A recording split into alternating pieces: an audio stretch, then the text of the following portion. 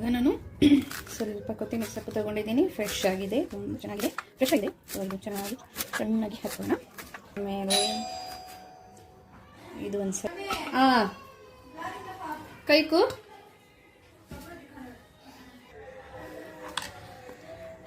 ಆಮೇಲೆ ಗೈಸ್ ನೀರುಳ್ಳಿ ಹಚ್ಕೊಳ್ಳೋಣ. ಕಲರ್ ಹಚ್ಚು.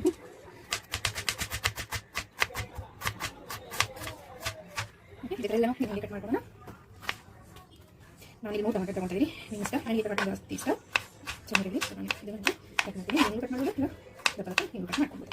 ಇವಾಗ ಯಾರಿಗಾದ್ರೂ ಕಟ್ ಮಾಡಿಕೊಡಿ ಅಂತ ಹೇಳಿದರೆ ನಮ್ಮಮ್ಮ ಹೇಳ್ತಾರೆ, ನಿಮಗೊಬ್ರು ಕೆಲಸ ಮಾಡಿದರೆ ಹಿಂದ್ಗಡೆ ಒಂದು 4 ಜನ ಆಳಿರಬೇಕು ಅಂತ. ಆಳ ಏನೋ ಇದನ್ನ ಹೇಳ್ತಾರೆ, ಅದೇನು ಕೆಲಸಕ್ಕೆ ಆಳು ಹೆಲ್ಪ್ ಮಾಡೋಕ್ಕೆ ಯಾರಾದರೂ ಬೇಕಾ ಅಂತ ಕೇಳ್ತಾರೆ. ಅದಕ್ಕೆ ನಾನು ಹೆಂಗಾದ್ರೂ ಮಾಡಿಕೊಂಡೆ. ಸೊ ನಾನು ಫೈನಲಾಗಿ ನಿಮ್ಗೆ ತೋರಿಸ್ತೀನಿ. ನಿಮಿಷ. ಸೊ ಇದು ಫೈನಲಾಗಿ ನಾನು ಎಲ್ಲ ಕಟ್ ಮಾಡಿಕೊಂಡೆ. ನೀರುಳ್ಳಿ, ಟೊಮೆಟೊನು ಮತ್ತು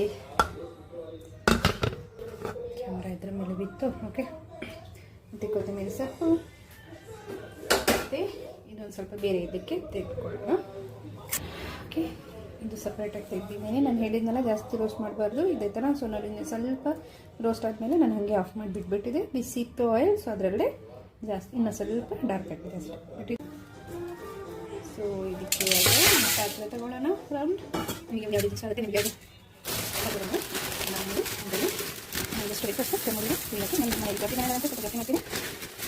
ಅದರಲ್ಲಿ ಇವಾಗ ಫಸ್ಟು ನೀರುಳ್ಳಿ ಹಾಕುವ, ಆಮೇಲೆ ಕೊತ್ತಂಬರಿ ಸೊಪ್ಪು ಹಾಕುವ,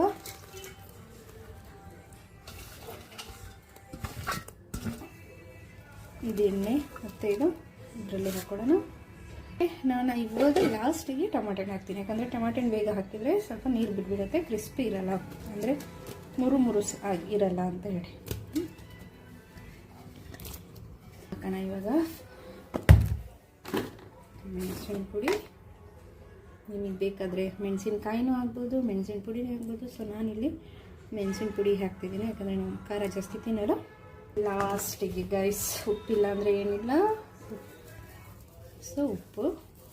ಸೊ ನೀವು ನಿಮ್ಮ ಇಷ್ಟ ಆದಂಗೆ ನಿಮಗೆ ಎಷ್ಟು ರುಚಿಗೆ ಬೇಕು, ನಿಮ್ಮ ರುಚಿಗೆಷ್ಟು ತುಪ್ಪು ಅಲ್ಲ ಸಾರಿ ನಿಮ್ಮ ರುಚಿಗೆಷ್ಟು ತುಪ್ಪು ಅಲ್ಲ ಸಾರಿ ತಪ್ಪಲ್ಲ ಉಪ್ಪು ಹಾಕಿ.